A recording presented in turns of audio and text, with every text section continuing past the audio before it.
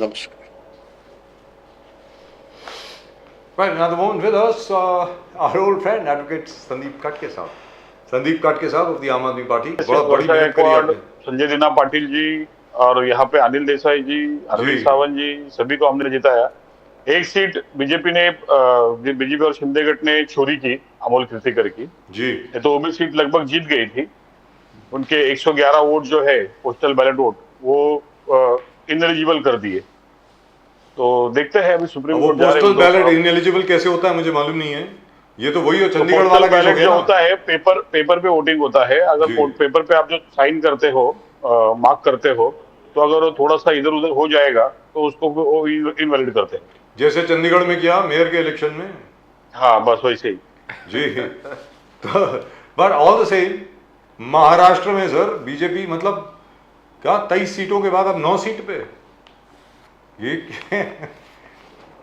9 seat 45 पार होने वाले थे। इससे रावण को भी उसके अहंकार नहीं मारा था जी. और भाजपा को भी उसके अहंकार नहीं मारा है। महाराष्ट्र में जिस प्रकार से गंदी राजनीति की बीजेपी ने, उद्धव ठाकरे की पार्टी तोड़ी, शरद पवार की पार्टी तोड़ी, फिर यहाँ पे भी सभी जो अपोजिशन के एमएलए थे उनके ऊपर जिस प्रकार से कनपट्टी पे बंदूक लगा के अपने पार्टी में लिया। जैसे कि आपने देखा होगा, उत्तर पश्चिम मुंबई के जो रविंद्र वायकर है वो खुद ही बोलते थे कि मेरे पास दूसरा कोई चारा नहीं था, अगर मैं इनके साथ में नहीं आता तो मैं और मेरी वाइफ दोनों भी जेल में होते। तो ऐसे माहौल में उन्होंने इलेक्शन लड़ाया, ऐसे माहौल में उनको टिकट दी है। तो उनकी नीयत सीधी सीधी दिख रही थी हमको बीजेपी की, और उसी नीयत की और अहंकार को अगर शरद पवार साहब को तोड़ते नहीं, अगर उद्धव ठाकरे को तोड़ते नहीं, बीजेपी की तरफ से देखे तो आप तो पूरे स्वीप कर देते, 48 के 48 स्वीप हो जाता।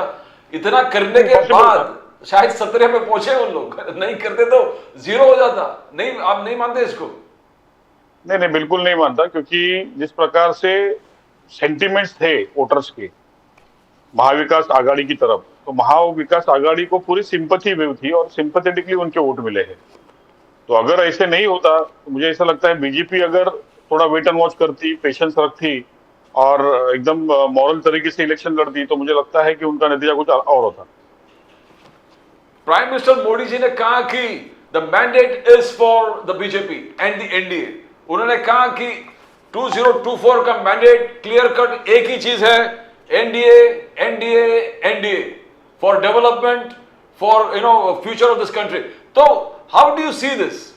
डू यू थिंक दैट पूरे इंडिया अगर कैंपेन आपने देखा होगा, पूरे इंडिया का कैंपेन था मोदी सरकार, फिर एक बार मोदी सरकार, हर जगह पे मोदी सरकार, ना ही बीजेपी का नाम था ना इंडी का नाम था।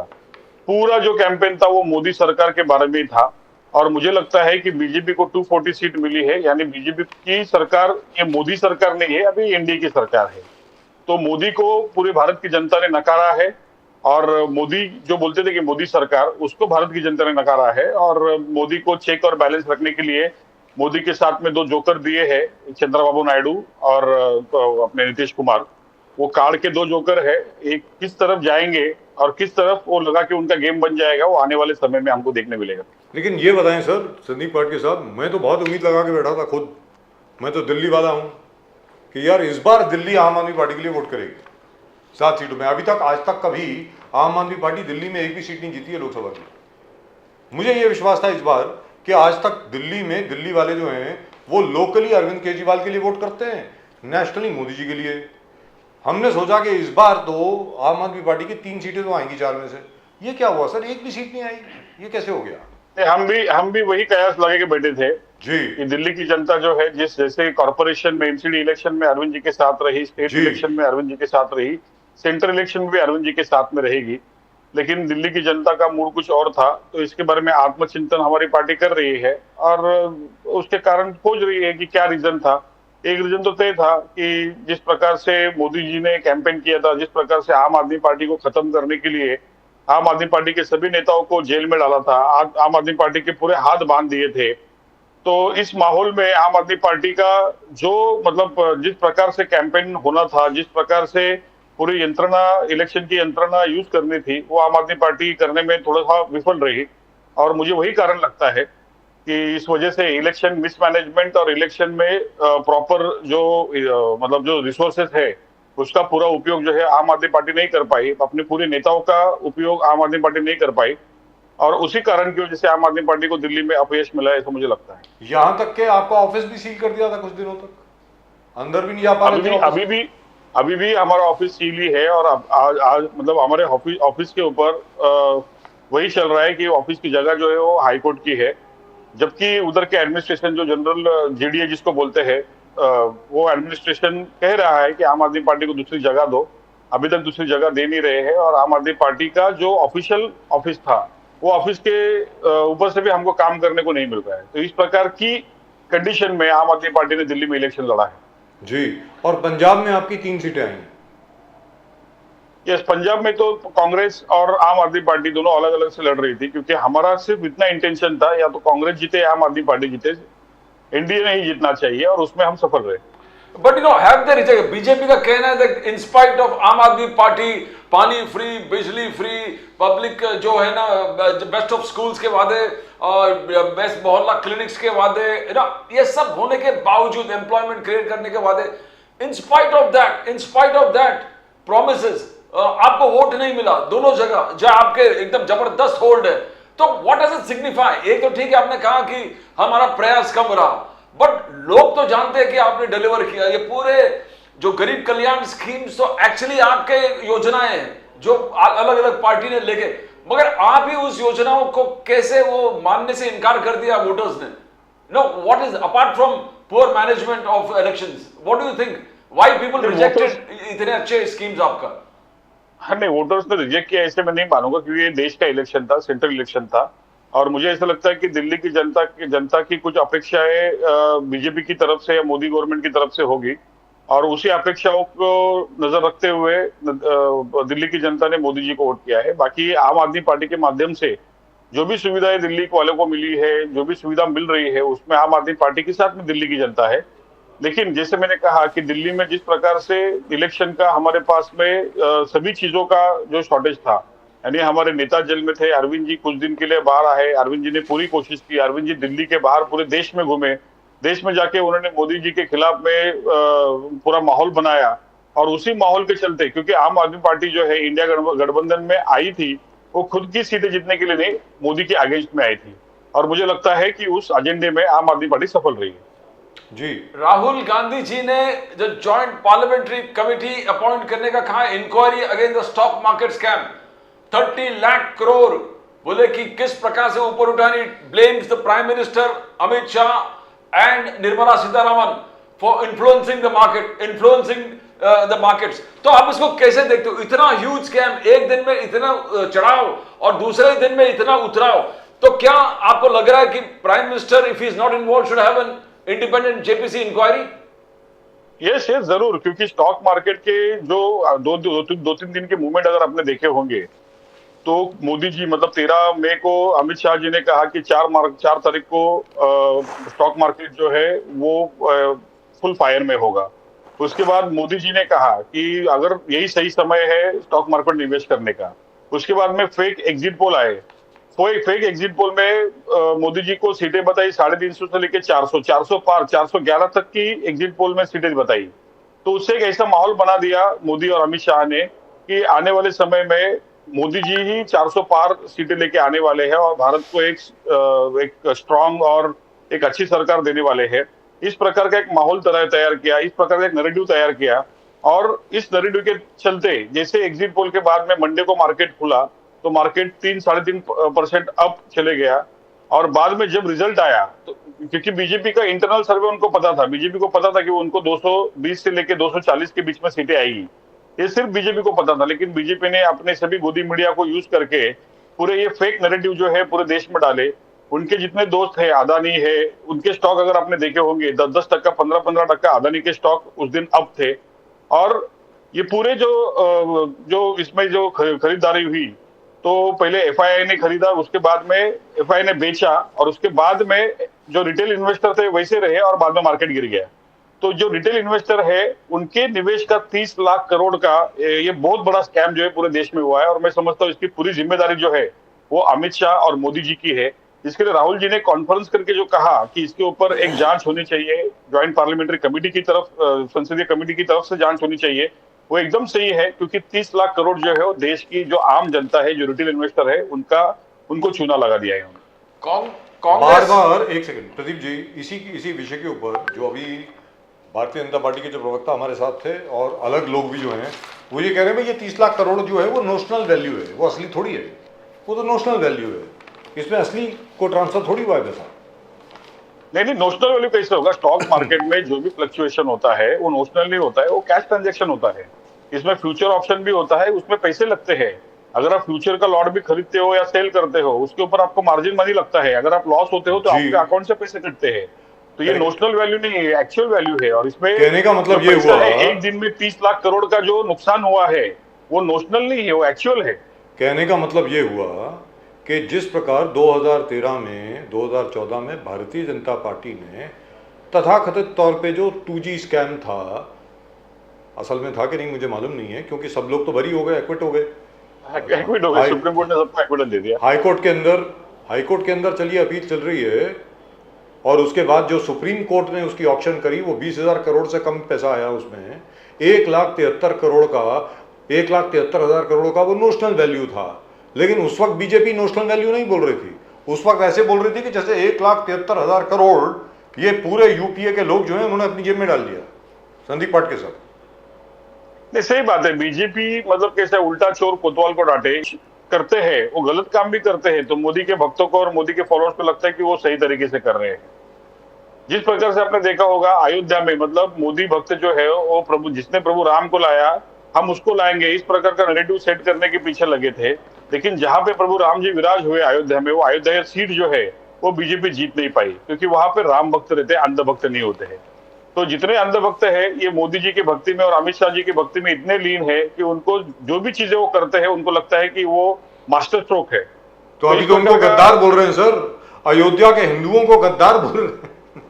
अभी अयोध्या के हिंदुओं को गद्दार बोल रहे जी। हैं। मैं काफी सोशल मीडिया पे पोस्ट पढ़ रहा हूँ, सोशल मीडिया के पोस्ट में काफी लोगों ने ऐसा लिखा है कि हिंदुओं ने धोखा दिया जी। अरे भाई, हिंदुओं ने क्यों धोखा दिया? हिंदुओं ने देश बचाया, क्योंकि अपने देश की जो देश का जो बेस है वो सेक्युलरिज्म है। और बीजेपी के रवैये की वजह से अपने देश के मुसलमान भाई, अपने देश के सिख भाई, अपने देश के ईसाई भाई, इनको एक डर का माहौल लग रहा था। अगर हिंदुओं ने, हम जैसे हिंदुओं ने उनका डर निकालने के लिए मोदी के अगेंस्ट में अगर काम किया है, तो मैं समझता हूँ ये देश का सबसे बड़ा काम है जो हम लोग ने किया है। और जो लोग मोदी को वोट कर रहे थे, जो हिंदुत्व के नाम पे मोदी को वोट कर रहे थे, वो अपने भाइयों के प्रति नफरत दिखा रहे थे, ऐसा मुझे लगता है। मोदी 3.0 मोदी जी का कहना है कि 3.0 संविधान and stability, the constitution and stability. Modi ji immediately means president से मिलने के बाद अडवाणी जी से मिले, मुरली मनोहर जोशी के घर में जाके मिले, रामनाथ कोविंद जी से जाके मिले, और उन्होंने कहा संविधान का रक्षा मैं करूंगा, I will protect the constitution.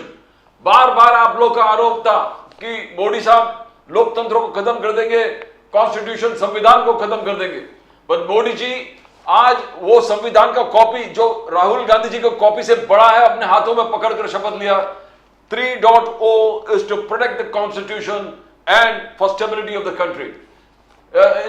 How do you see it? Do you see a changed Modi in 3.0? काके साहब, देखिए, मुझे ऐसा लगता है कि हमेशा जब जब इस भारत में कोई गलत चीजें होने को अगर समझो किसी ने प्रयत्न किया, किसी ने कोशिश की, तो भारत की जो सबसे गरीब जनता है, भारत के दलित है, भारत के मुसलमान है, भारत के आदिवासी है, इन्होंने जो मोर्चा है वो संभाला है।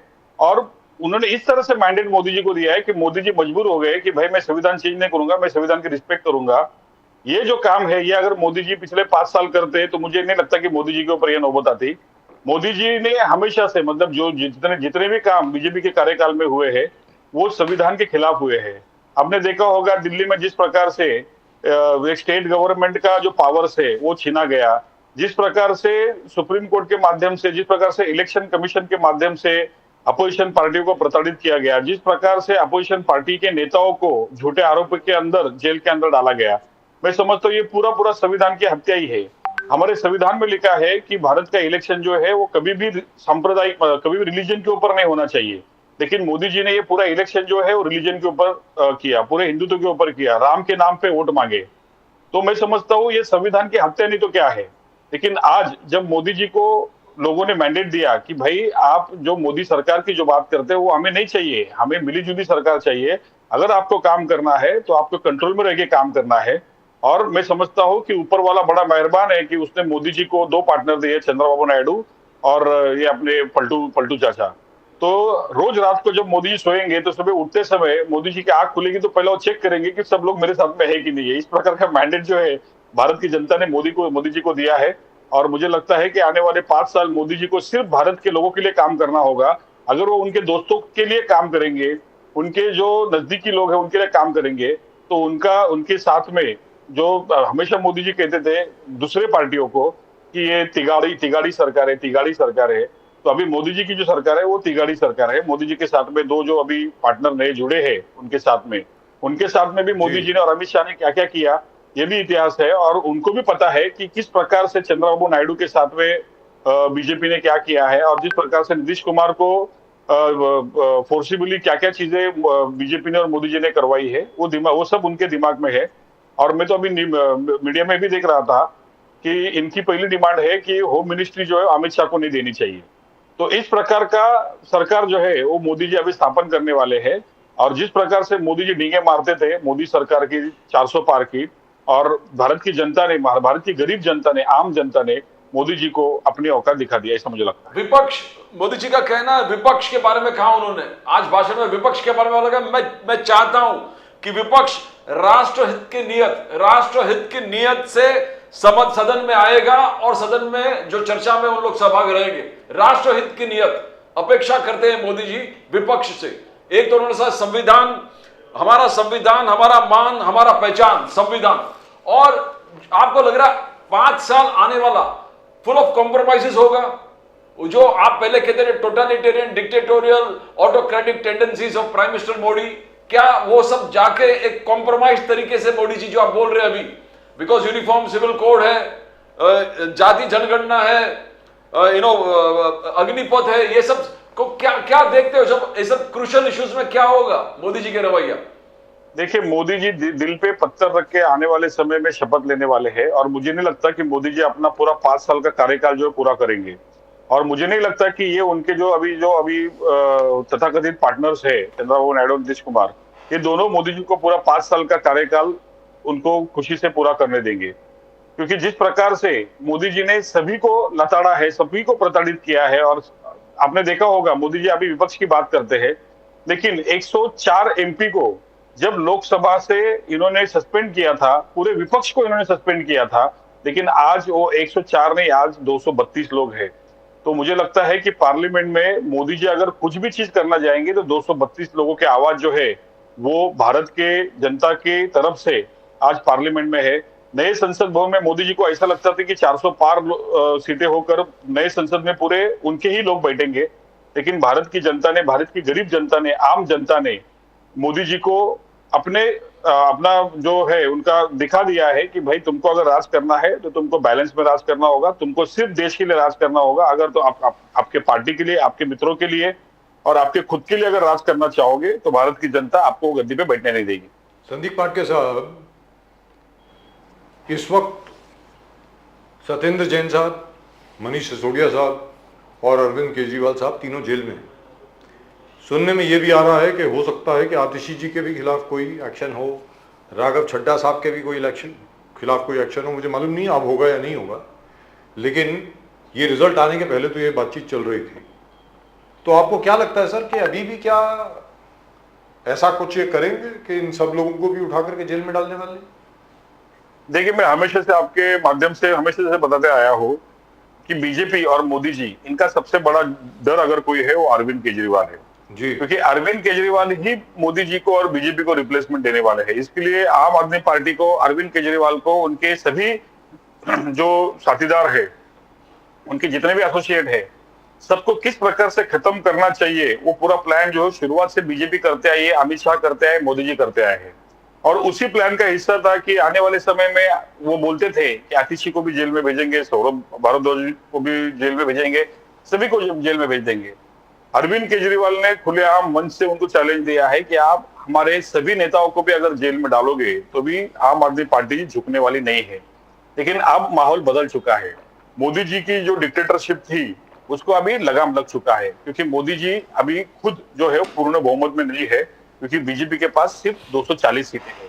उनको 272 सीटें अगर पार करनी है तो उनके जो सहयोगी मित्र है, एनडीए के घटक दल है, उनका ही सहारा लेना है। और मुझे लगता है कि एनडीए के घटक दल भी आने वाले समय में ये सब चीजें जो गलत तरीके से मोदी जी और अमित शाह करते आए हैं उसके खिलाफ भी वो आवाज उठाएंगे।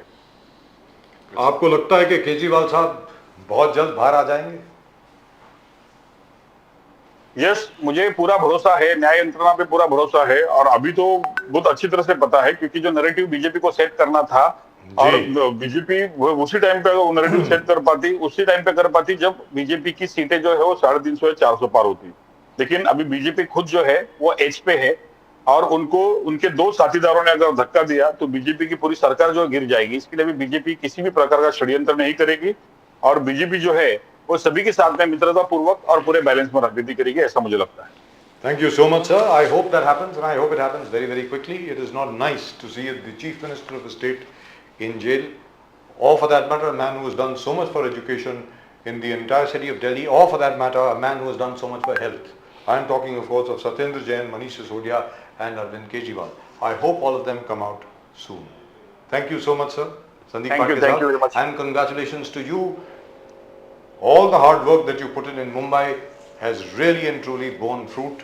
Absolutely wonderful. Thank you very much. Congratulations. Thank you very much, Sandeep. Thank you. Namaskar. नमस्कार। I hope it happens, Pradeep. It's not nice to see political opponents in jail. That's not a yeah. nice thing, very frankly. I think this is one of the main reasons why probably that arrogance and the total approach towards destroying your opponents. क्योंकि प्रदीप जी, जैसे आप भी कितनी बार यहाँ पे बोल चुके हैं, मैं भी बोल चुका हूँ, हम लोगों का डिस्कशन भी हुआ है, governments have to make policies. अब वो पॉलिसी अच्छी है बुरी है, that's a separate issue. Now people can say, like for example, you know, demonetization, people say that people made a lot of money on that. इसका मतलब ये थोड़ी है कि that we say that it was done with corruption in mind. It wasn't. भाई एक idea था, demonetisation करना है, करो, हो सकता है देश के लिए अच्छा हो। इसी तरीके से जो एक्साइज पॉलिसी थी, इनकी शराब वाली जो पॉलिसी थी, the government is to make policy. If tomorrow you are going to pick up chief ministers and others for making policy, then how do you expect any government to work? What is the government for? I mean, Your entire budget is making policies. It's all about making policies. that's right, in which some companies are benefited, some are not. So I really don't understand that kind of logic. And number two, where is the evidence? As the courts have been asking again and again and again, very unfortunately in PMLA you don't need evidence in the beginning, you just need belief. That the IO believes that इन्होंने ये किया ऐसा। अरे where is the evidence भाई? Where is the cash trail? पैसा कहाँ है? Where is the money trail? I mean, in any event, that's for the courts to decide. I hope they decide very, very soon, because this act turns the entire Evidence Act on its head. And number two, as that Mr. Yadav the other day was saying, Mr. Manoj Yadav, that 1st July से जो नया CRPC आ रहा है Pradeep ji, that is even more draconian. Yes, it gives the police the same powers as the enforcement directorate. That's right. A normal sub-inspector can pick you up and put you in jail for the next 6 months. That's it. No questions asked. Well, I hope Mr. Chandrababu Naidu and Mr. Nitish Kumar and all the other allies of the BJP get up and ask questions about it and say, that, hey, listen, we don't agree with this. I hope it happens. And if it doesn't, we are in for another fight of our lives. चलिए, प्रदीप जी और मेरी तरफ से आप सब लोगों को thank you so much for watching. नमस्कार, जय हिंद, जय महाराष्ट्र, जय भवानी, जय शिवाजी, वंदे मातरम। वंदे मातरम। चैनल को सब्सक्राइब जरूर करें, वो घंटी भी बज गई है, सब्सक्राइब जरूर करें साहब चैनल को, लाइक करें, शेयर करें, सब्सक्राइब करें, लाइक और शेयर अगर ना भी करें तो सब्सक्राइब जरूर करें, और देखिए चैनल को, और अपने कमेंट जरूर भेजिए। आपके बड़े बड़े कलरफुल कमेंट आए हैं। I think on Monday or Tuesday we shall read out many of them, many comments for about half an hour or so, which is absolutely wonderful. इसी तरह अपने comments भेजते रहें। प्रदीप जी और मेरी तरफ से thank you very much for watching. नमस्कार, जय सिया राम, हर हर हर हर महादेव।